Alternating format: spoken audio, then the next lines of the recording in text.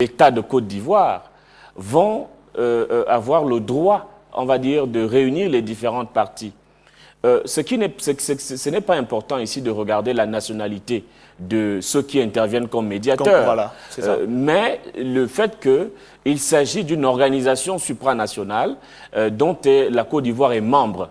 Et cette organisation-là va mobiliser un certain nombre de dispositifs institutionnels qui sont à l'intérieur du fonctionnement de la CEDEAO.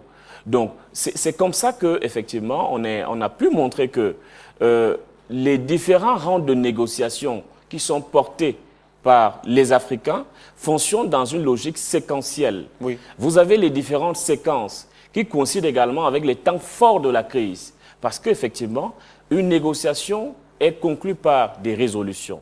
Lorsque ces résolutions ne sont pas appliquées, on essaye de se retrouver 1 an, 2 mois après pour évaluer. Pour faire l'évaluation. Faire l'évaluation et proposer autre chose. Autre chose. Mais de manière fondamentale, il y a eu, tout au long du processus de négociation de 2002 à 2007, dans un premier temps, et au-delà de 2007, exact, avec la crise post-électorale, oui, l'irradiation de, on va dire, l'idée de Marcoussis.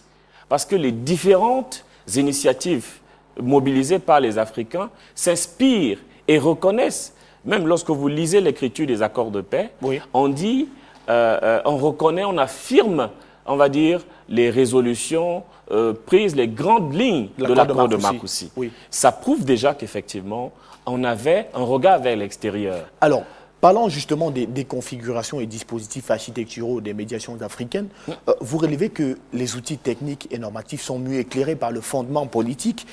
Est-ce à dire que l'analyse en cas de médiation doit tenir compte à la fois des cadres juridiques et politiques? Tout à fait, indéniablement. Pour qu'une médiation soit mise en place, eh bien, déjà, il y a plusieurs formes de médiation.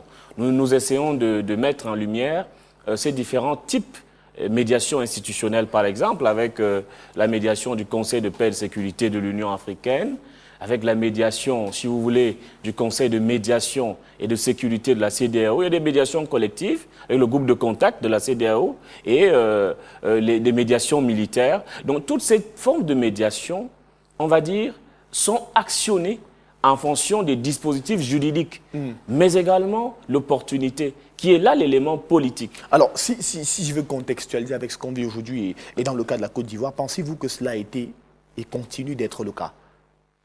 C'est-à-dire la médiation continue-t-elle Oui, à prendre en compte les cadres juridiques et politiques. Oui, disons que c'est la question de la mise en place de la médiation. Oui. Dès lors que la médiation est déjà mise en place, ce qui est important maintenant, c'est d'évaluer son efficacité. Donc, la mise en place des médiations, que ce soit en 2002 ou en 2007, 2009, etc., effectivement, est reposée sur les instruments juridiques supranationaux.